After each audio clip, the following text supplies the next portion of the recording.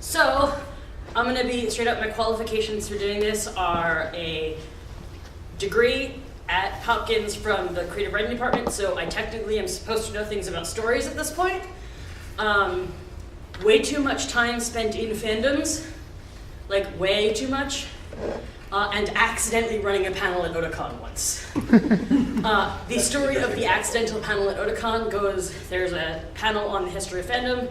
I show up along with the whole room full of people. It's one of the small rooms off to the side of the giant room, you know, the one that's always booked for those two really popular voice actors from Full Metal Alchemist, you know, the really big one. And it's packed, and we're sitting there, and 10 minutes go by, nobody shows up.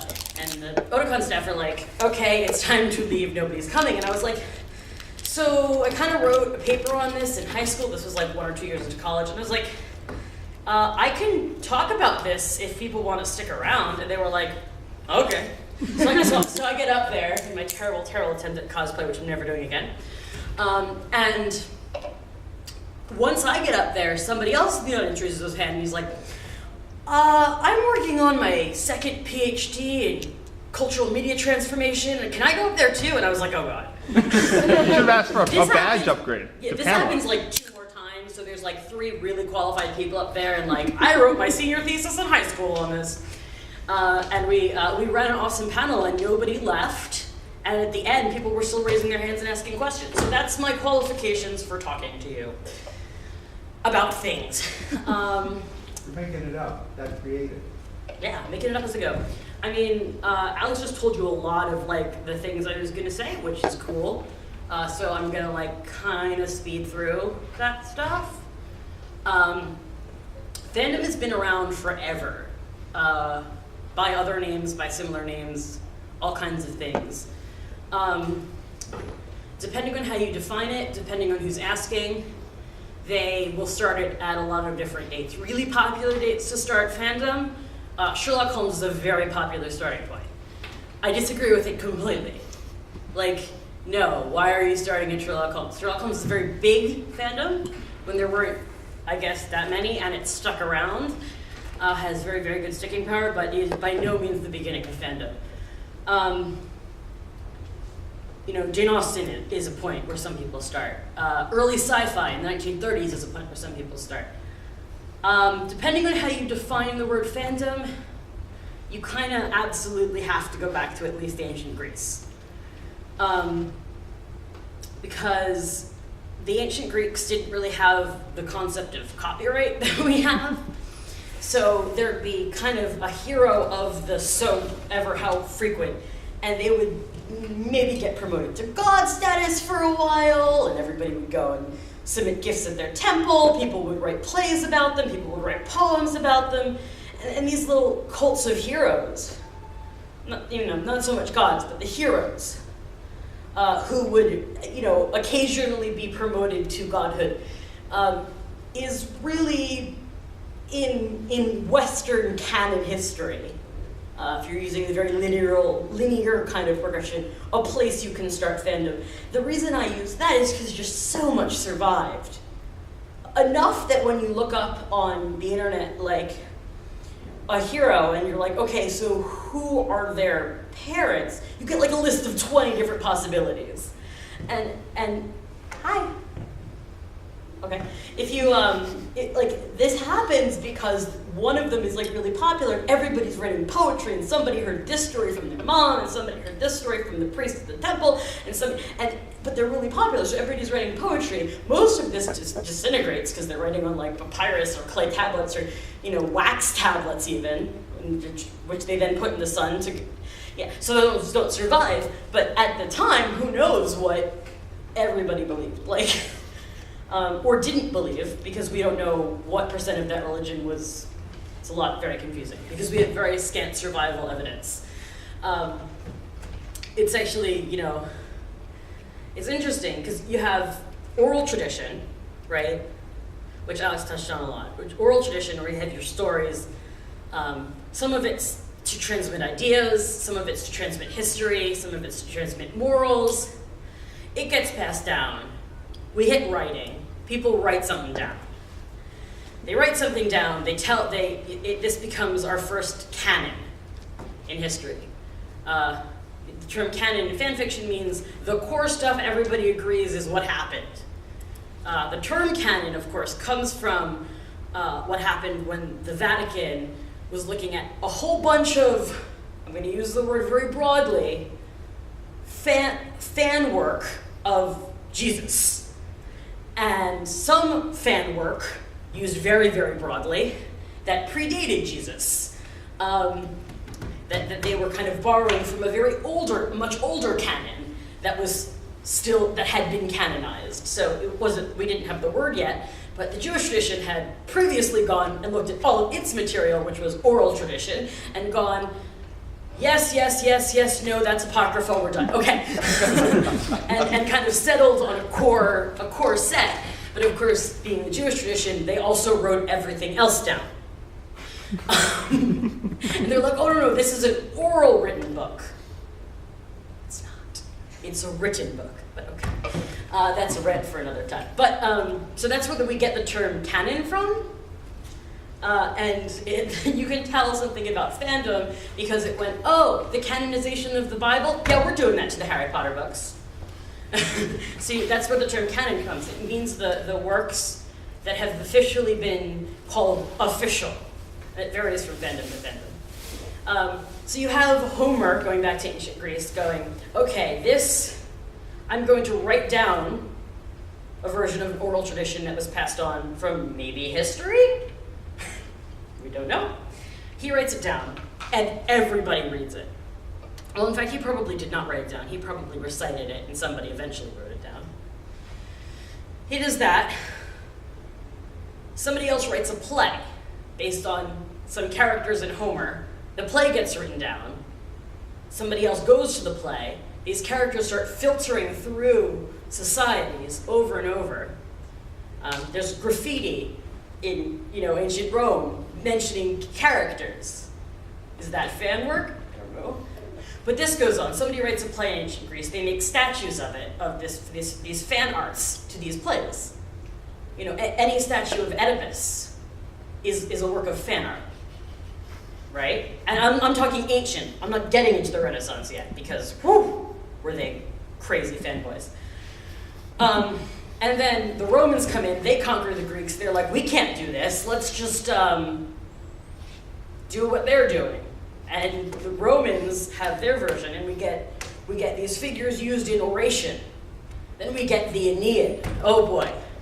The Aeneid, for those who never took Latin 3, everybody knows about the Iliad and the Odyssey, right? The Aeneid is based on an oral tradition that followed the Iliad.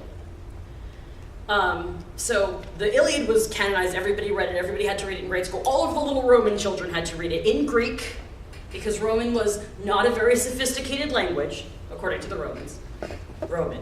Latin, Italy. But there was an oral tradition that had passed down with it, which went like this. Ready for the most, Mary Sue-y OC fanfiction you've ever heard? In Troy, instead of there being one royal family, there were actually two. But only one of them was in power at the time. So that's why we didn't hear about the other one. Well, when the war was happening, secretly, right, Aphrodite, we all know was on the side of the Trojans, came down to one of the strapping young males from the other royal family, right, and tells him in a dream that you have to go. And you have to take the sword of Troy. You have to go, and you have to run away. And he believes her. This guy, Aeneas, gets his dad and his lovers, and he goes, and as prophecies go, somebody dies, his dad falls, he has to literally carry his dad off his back, and he escapes Troy, with the box of the Trojan gods. So in Roman Greek religion, you had household gods. It was important. It was symbol of your house. So he escapes Troy, right? The Troy that fell and was completely obliterated in Homer, which everybody knows, and he escapes with the most important part. This guy we hadn't heard of before, Aeneas. Aeneas then goes into Carthage and falls in love with Carthage's queen. Now, at this point in Roman history, Rome has fought and beaten Carthage, and they're like really, really big frenemies. So the book comes out. Wait, how many times have they beaten them at that point? We're in the early empire. So they've already salted the fields of that. Yeah. So this is Post Third War. Yeah. So the book comes out, right? And he just doesn't go. Aeneas just doesn't go anywhere. He goes to Carthage, and he's, by goddess intervention, madly in love with this queen of Carthage, madly in love with him. And he just kind of leaves her. But it's like hilarious of all the places, right? Carthage. Then he goes and he basically does the Odysseus journey, but like in a different direction. Like all of these things. In fact, Virgil, who wrote it, like specifically puts an allegory as to like, this is probably Silas and Charybdis. Like these are probably these very big places from the Odyssey here and there. And probably the same god we're talking about. But he's like very subtle about it. One point he has to go to the underworld because Odysseus went to the underworld, and this wouldn't be a good fan fiction without that. He goes to the underworld, and this is where it gets super Mary Sue-y, because the whole line of Roman rulers starts parading out down before him. So we get to the current emperor's, children, who say to him, and this is my favorite part in the whole series, who say to him, "You will be the seed of greatest empire in the whole world. You're going to own the whole world," which is true, more or less, at this point.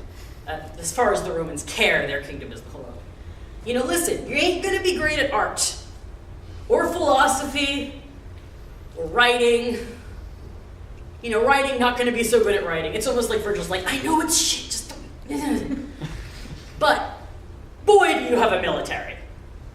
And then, they go, they leave, whatever. But this is, and people will tell me, oh no, it's not fan. Of course it's fan fiction. In what world is the Aeneid not fan fiction? Our world, apparently. In the world of no true Scotsman. Exactly. So yeah, it's funny.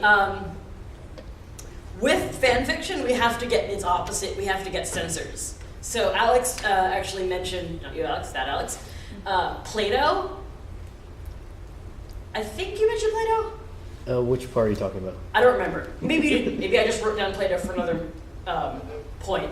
But Plato had this, I think it was when you said that stories were about transmitting ideas. Yes. Plato was super into that. But he was so into that he thought any story that didn't transmit ideas was merely escapism. These ideas that stories are either useful or bad, it goes way back to Plato. If you read The Republic, he has this whole bit on fiction. He's like, fiction, because it's fiction and not reality, is already corrosive to the mind. It's stupid. But some people need to learn, and these people aren't philosophers, because the philosophers are the kings, and obviously the kings know things. But the common people need to learn things, and they learn things pretty well in verse and in plays, but no comedies. Comedies are just distractions, and no frivolous verse.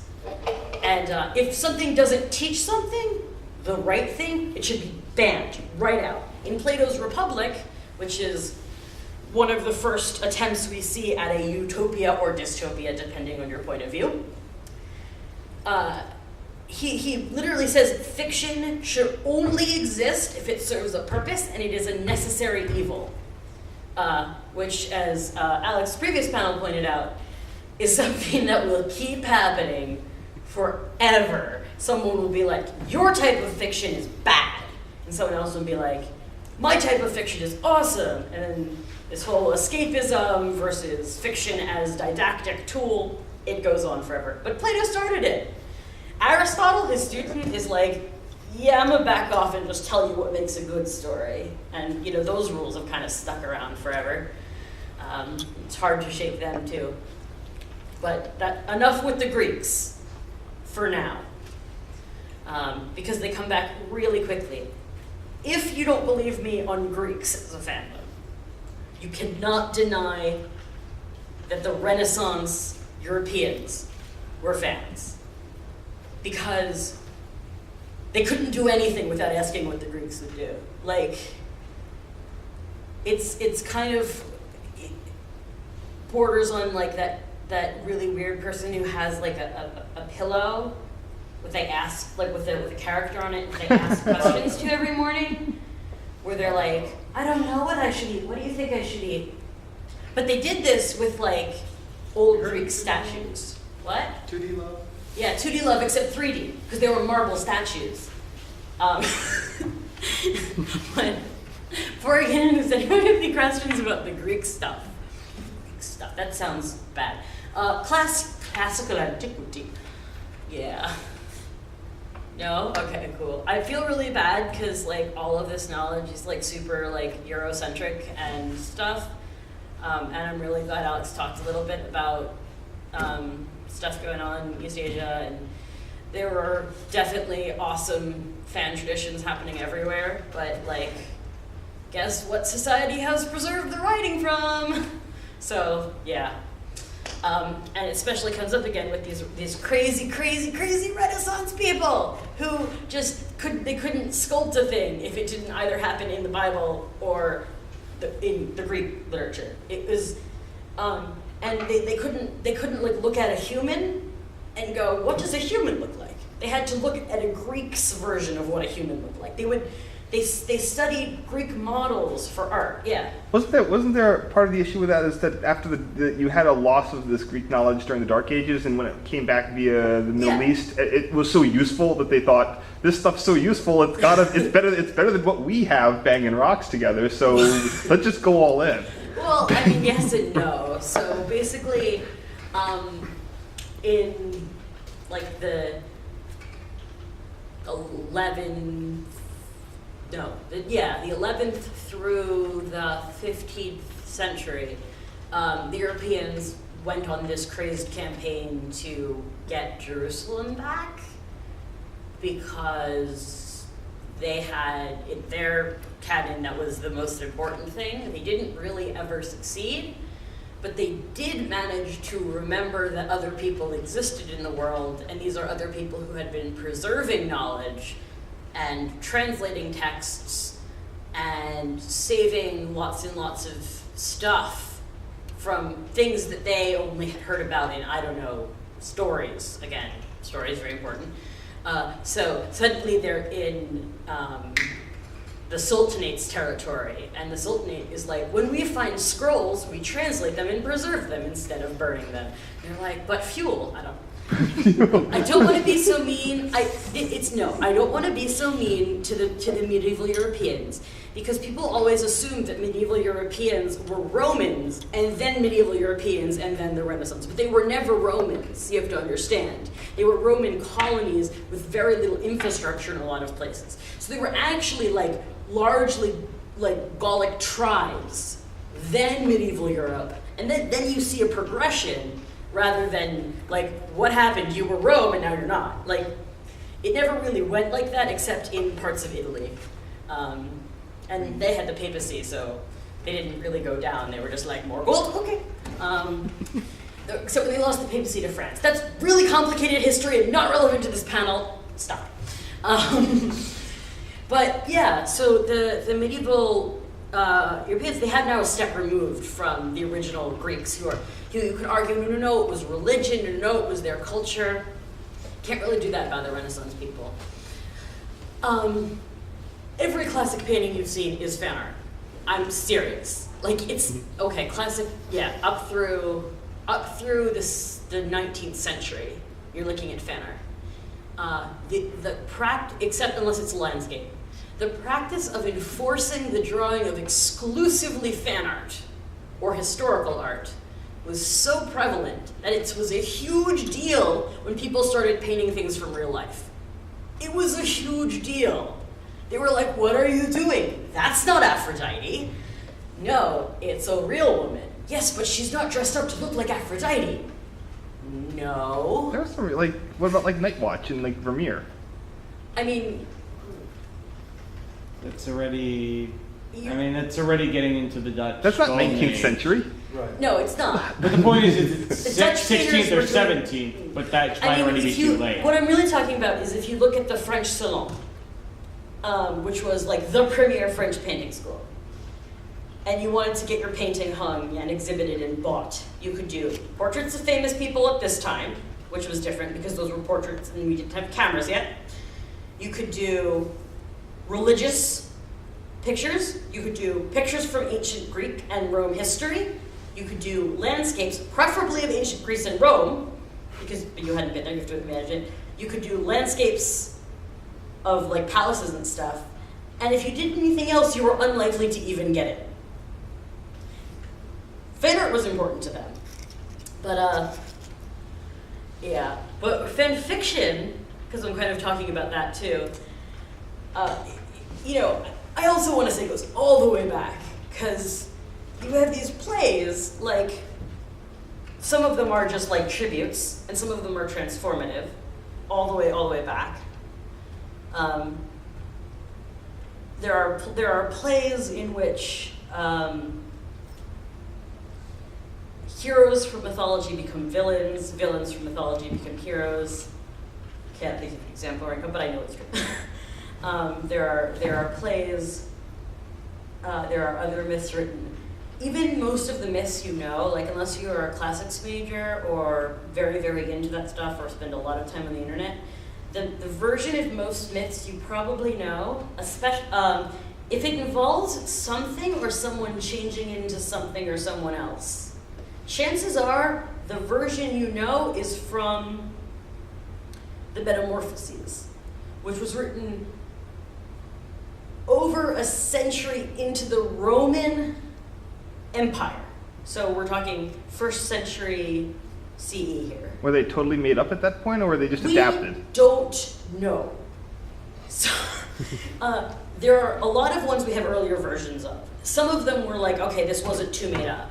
Like we have, you know, but it's also that maybe he just didn't write, this is Ovid, by the way.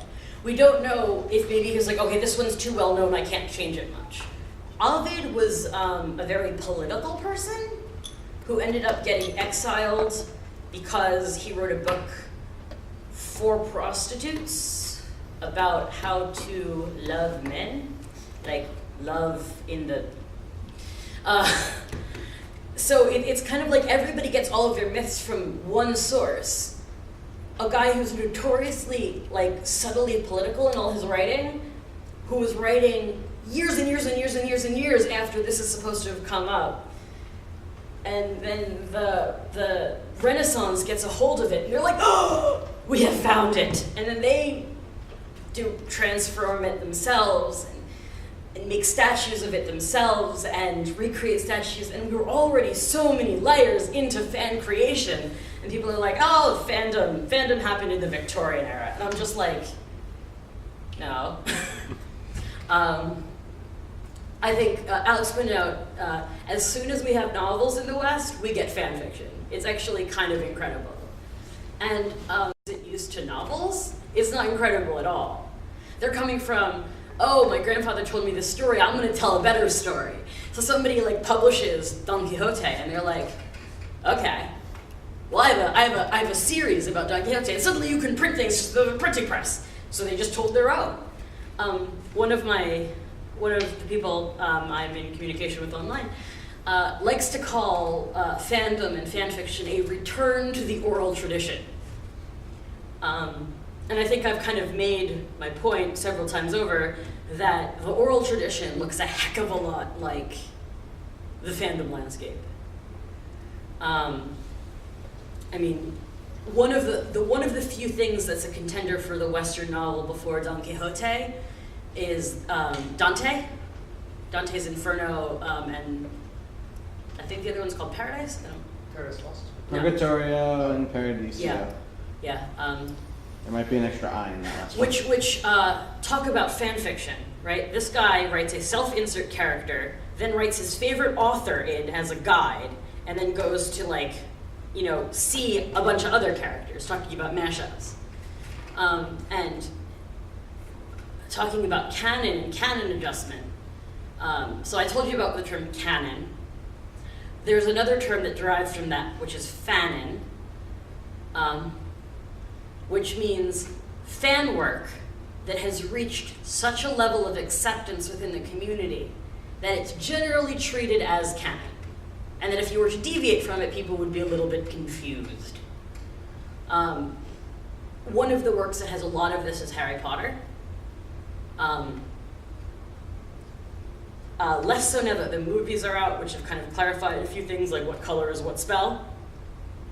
But the movies are not, by some people, considered canon to the books. But like, if you suddenly made a spell a different color than it is in the movie, people would be like, why is that spell the wrong color? Stuff like that. If you suddenly made it so, say, a muggle with enough magical ingredients could mix a potion, I mean, there's nothing in the text that says that can't happen. But there's a fanon that it can't. So Dante's Inferno is one of my favorite examples of fanon, because the levels of hell that people talk about all the time, that comes from Dante. I mean, it's nowhere else. And you mentioned Paradise Lost. Paradise Lost takes it from Dante. It's based more closely on the Greek model, Greek and Roman model of hell, than it is on the Judeo-Christian. But if you ask, I'm not going to presume to ask any Christians, but I have, there is this idea that there are layers of hell for the different 7 deadly sins, and that heaven is also layered, not in the Bible. There's a bunch of stuff, especially in the Orthodox and Catholic churches, that is not biblical in thing, but it's become, here's the way we do things. Yeah. And take our word for it. But the other reason the Inferno is super important is that it was the first book not written in Latin that was widely circulated. It was written in colloquial Italian. Which was one of the many openings up to the public that happened. But I just love that a lot of it is, if people would be like, oh yeah, that's definitely in the Bible, the layers of hell, what angels look like, all these kind of things. They come from Dante. They come from, so that's kind of, even these origins of fandom, you see the things that are mapping out now. That if you think about what it looks like now, I mean, this is way before we get to the Victorians. This is way before. Descriptions of angels in the Bible? They're weird. Eyes. Like, Yeah, they're the certainly not weird winged stuff. creatures. Like the winged creatures that I haven't read all of Dante, so I don't know. Maybe he does describe the four-faced, 6-winged beasts with circles and eyes. I love the biblical creatures. They're wonderful.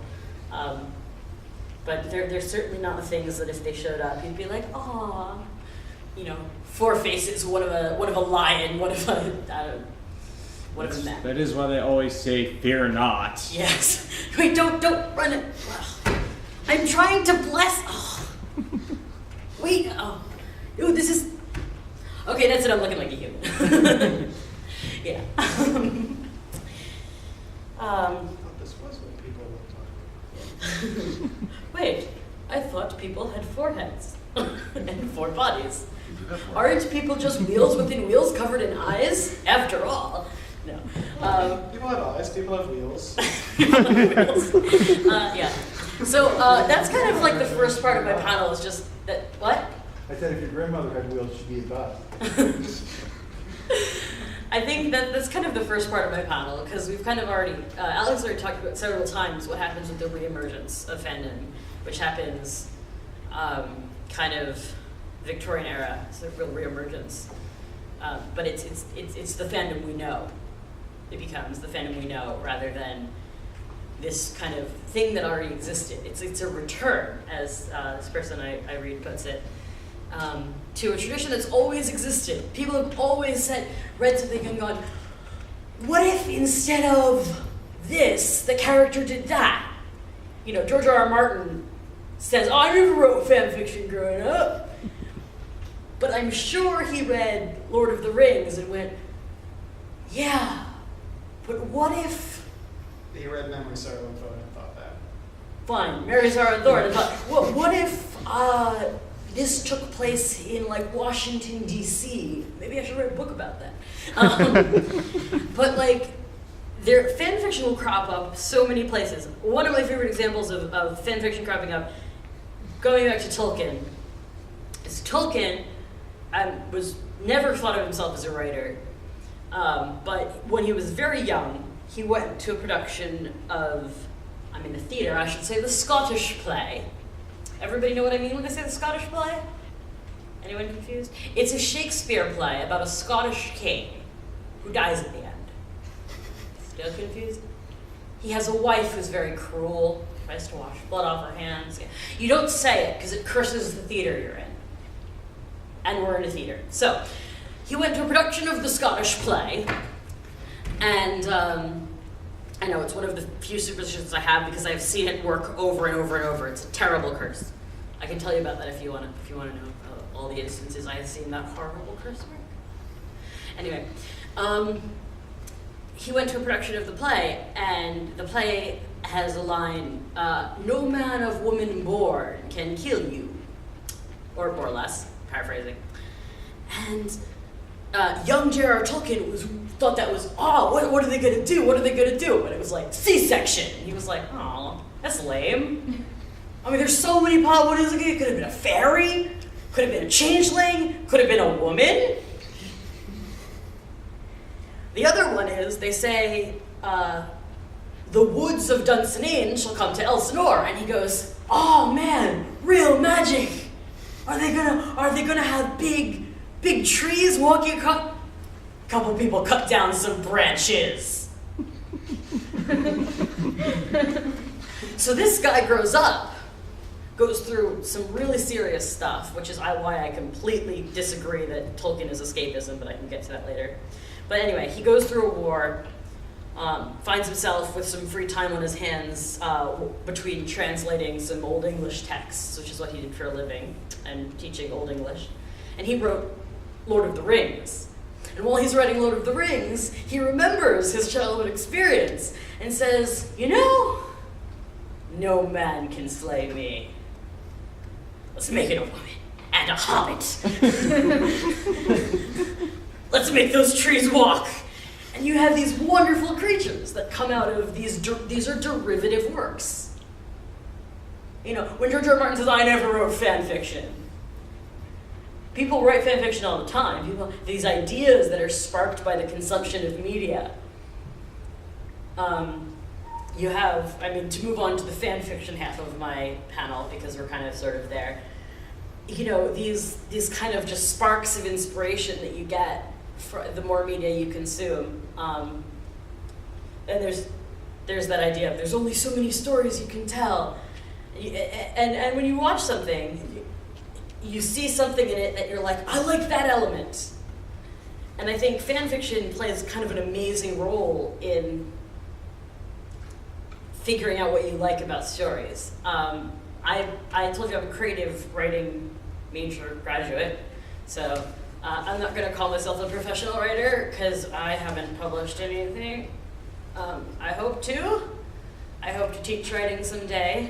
I know a lot about writing, theoretically. I do a lot of it.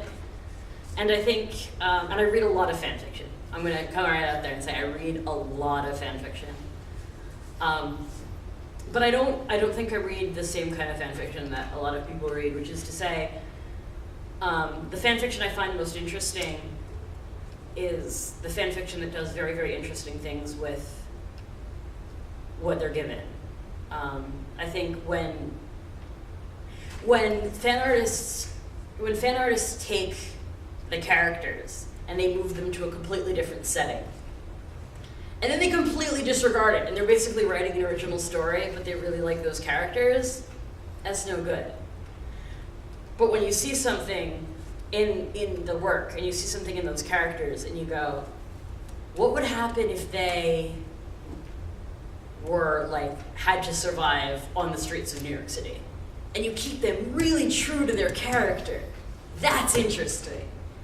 Or the small ones where you change one little bit And you say, what if I remove this character? What changes in the whole story? Like these canon divergent. I'm going to take this moment to tell everybody that there's a fan fiction contest this weekend. There's a fan fiction contest, and you can submit fan fiction you have written at any point in time. The restrictions on it for legal and personal comfort reasons. You gotta keep it under PG-13, but you can totally line me. You guys know what that means, or am I dating myself? It means that you can lead up to a sexual scene and cut it off and move on to the next scene. Old fanfiction terms. And no real person fic, which is the weirdest thing, but it's been going on for a very long time. Yeah, but yeah, you can submit that up until midnight on Saturday. So everybody leave your Heracles fanfic at home. But yeah. So before I keep going, I'm just talking. Are there any questions? I had one thing that I was just thinking, because I think we've talked before on some of these things.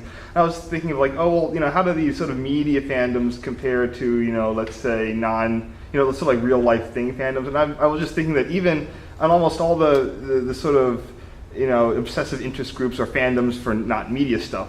For sports, you have the proliferation of fantasy teams. Yeah. For like railroading, you've always had modelers. Yeah. So I think one of the things. This permeates all types of even beyond just straight media art genres. So one of the interesting things is where the word fandom comes from. Does anybody know? Well, fanatic. The word fandom comes from fanatic, but the word fanatic was invented for baseball fans. So it does not come from media. It comes from sports.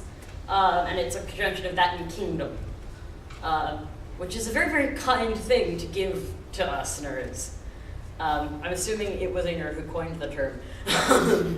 Because they weren't kingdoms at the beginning. The kind of the resurgence, to go through it quickly because it's been talked about at other panels, a bunch of things started happening, and mainly what it is communication changed around the world. Starting in about 1850, shipping expands dramatically. You can get something from England to America weeks instead of months, and guaranteed. So these serialized novels that you have in England start spreading. Interest starts spreading. One of the fun facts about serialized novels, they would be shipped from wherever they were written and printed, even if it was England to England. And there was such fervor about them. When The Christmas Carol first came out, everybody was so scared that Tiny Tim was going to die. I'm serious. And so at the end, when the ship was coming in, the people on the ship had already read the chapter in the magazine. And the people on the shore, some of them were like, does he live? And some of them were like, don't spoilers. And the word wasn't spoilers, so don't tell me. This is back in, Victorian era. This power of serialized fiction is fantastic. But this, they would ship it to America. Telegraphs were laid down, telegraph lines. Letter communication by rail, and before that by highway.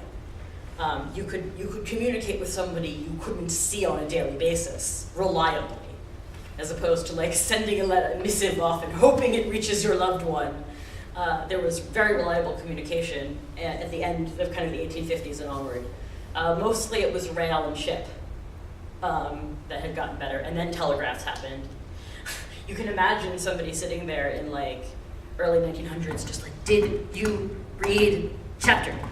Send. And it's back and forth. I mean, now we have tweets. What's the difference? No, I'm serious. People count went up. Right? It's cheaper. It's a lot cheaper to send a tweet. In the early days of telegraphy, it was super expensive. Only super rich people could use them very early on before they got more affordable. Because the channels were so reserved, there were only a few back and forth, especially you can imagine just these very rich people. Read, novel, was good, send. you know, like, it makes me very happy. But so communication increases, which allows communities of people to get together. Social barriers break down around this time, which allows people who otherwise would have been very secluded into their house to break out. You mentioned the Jane Austen reading clubs. It was a way for middle-class women to get out of their houses. But another thing happens is the Penny Dreadfuls come out, which are books aimed specifically at poor people who have kind of something to bond over for the first time, something aimed at them. I think when you have the Rails kind of become their own community of fans, there are people who are on the Rails, and there's a communication network that happens there. I mean, early science fiction is one of the most wonderful examples, I think, because it happens, I mean, early science fiction happens 1930. I have in my notes somewhere when the transatlantic cable was laid. It's like a couple, like... Telegraph? Yeah. That was in the 1800s. Yeah, but it's you know, there's this 50-year window in the late 1800s, the early 1900s, where the world shrinks for everyone. And you know, my teacher in this communications class kept trying to make an allegory to the internet and failing, but there's kind of this idea that suddenly somebody across the country, you know, California to New York, this was a conceivable distance now. Somebody in Baltimore and New York, these were people who lived in different worlds, but now they didn't. Publication became easier. So you had magazines coming out for all kinds of things, cars, trains, modeling, like all of these things could start sending things everywhere. Because before, you print a magazine in Ohio, people in Ohio would get your magazine. Maybe you could send it, you know, to the rest of Ohio if you had very good distribution. But now, you put it on a train. You distribute your magazines in New York, you put it on a train. They hit Boston, they hit Philadelphia, they hit Baltimore. And everybody's reading the same thing. You know, it allowed people, even if they couldn't meet, they were sharing the material. They were all reading about the same thing. News spreads faster. It's kind of this wonderful period in history, and you know things happen because you can read the Edison Aids of the time. This is the first wave of steampunk, the Edison Aid, what was just actually happening. Edison was, Edison kind of demonized by nerd culture, but he did do things like, imagine we'd have floating underpants, which is wonderful. As much as he stole from anyone else, the floating underpants were genuinely his idea. Bless his heart. There's a great picture. You can look up Edison floating underpants online on your own time. I suggest not using image search. Surprised that's not a Tesla thing. What? Surprised that's not a... Oh, Tesla probably made it work. But it's this wonderful image of these people in very Victorian clothes just floating through a gallery. As if they're underwears. But, it's like he didn't really understand the mechanics of it because they're not all being driven by their pelvis. Just like, As a child, he tried to inflate one of his friends with helium. there you go. Or maybe it's, if we're thinking about underwear, maybe perhaps trends in Underwear changed. So that's literally, A bodysuit. yeah, say long johns or whatever it's called, that, that's your entire undershirt is causing you to go up. Yeah. So, that's the kind of crazy stuff that was going on during that period. Everyone was just like, and now I can read in the dark for hours without lighting my book on fire. And now I can hear what the singer sounds like from across the country. And we can, if I like a song, I can tell it to my friend. I can give it to my friend. I can count on that song being played over a great distance, and we can both listen to it and go, oh my God, right? Radio, records, lights, trains, boats, just whoa! Bridges, that's another one that happened. So I think, but talking about what the word fandom is interesting because I mean, I don't know, I haven't been in a lot of non-media fandoms, but you would never have called,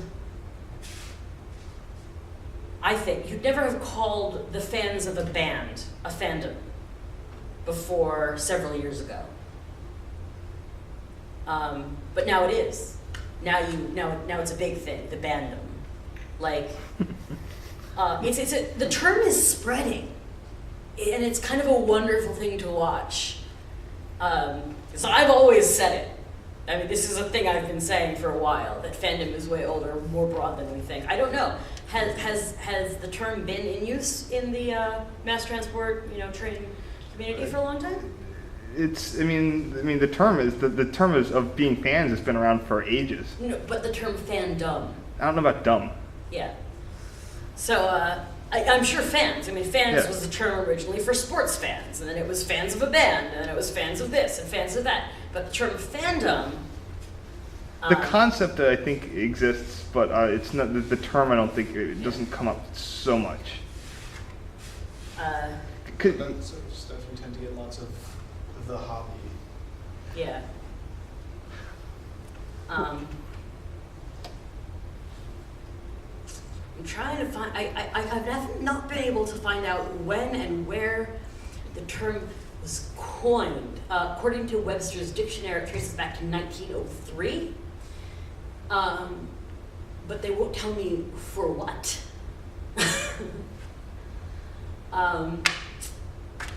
And according to Wikipedia, it can be centered around individual hobbies, genres, fashions, or individual works of art. And then the picture right next to them is people dressed up as Hogwarts students. But